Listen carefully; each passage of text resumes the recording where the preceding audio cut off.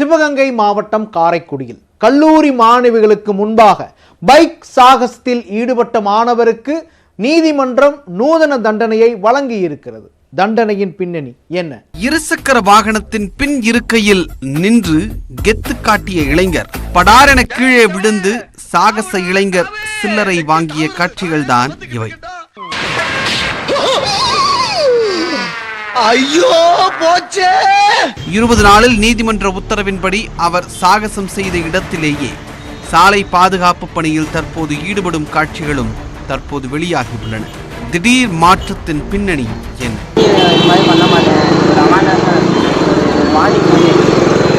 சிவகங்கை மாவட்டம் காரைக்குடி கல்லூரி சாலையில் அழகப்பா அரசு கலைக்கல்லூரி இயங்கி வருகிறது. இந்த கல்லூரி வாசலிலேயே பேருந்து நிறுத்தமும் அழகப்பாபுரம் காவல் நிலையமும் உள்ளது. கல்லூரி முடிந்து கல்லூரி மாணவ மாணவிகள் பேருந்து நிறுத்தத்தில் கூட்டமாக பேருந்திற்காக காத்திருப்பது வழக்கம். அப்படி காத்திருக்கும் மாணவிகளை கவர்வதற்காக சில இளைஞர்கள் கல்லூரி சாலையில் அடிக்கடி சாகசத்தில் ஈடுபட்டு வருகின்றனர்.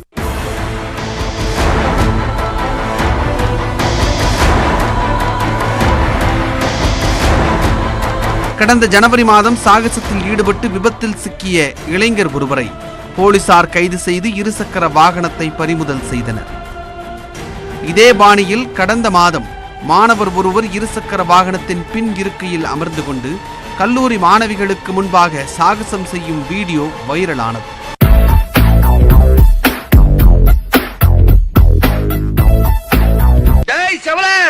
தாவுடா தாவு! எங்க தாவுறது? நானே தவந்துகிட்டு இருக்கேன்டா.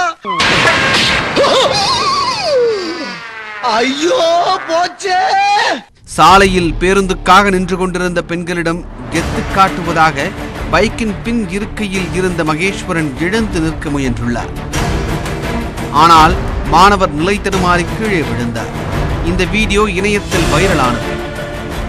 சம்பவம் தொடர்பாக வழக்கு பதிவு செய்த போலீசார் சாகசத்தில் ஈடுபட்ட 19 வயது கல்லூரி மாணவர் மகேஸ்வரனை பிடித்து விசாரித்தனர். இதையடுத்து மாணவர் முன்ஜாமீன் கேட்டு உயர்நீதிமன்றம் மதுரை கிளையில் தாக்கல் செய்தார். இதை விசாரித்த நீதிமன்றம் சாகசம் செய்த இடத்திலேயே 7 நாட்களுக்கு மாலை 4 மணி முதல் 6 மணி வரை போக்குவரத்தை சீரமைக்கும் பணியில் ஈடுபட வேண்டும் என்று நூதன தண்டனையுடன் முன்ஜாமீன் வழங்கி உத்தரவிட்டது.